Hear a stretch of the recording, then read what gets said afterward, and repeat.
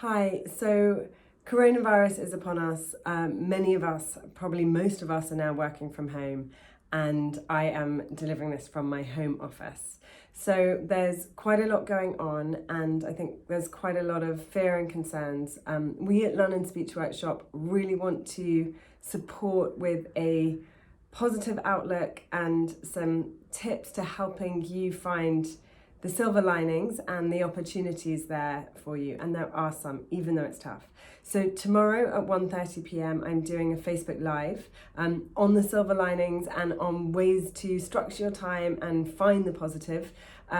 It is and can be a really great time for personal development and growth, for doing the things that you have put off or that you've wanted to do.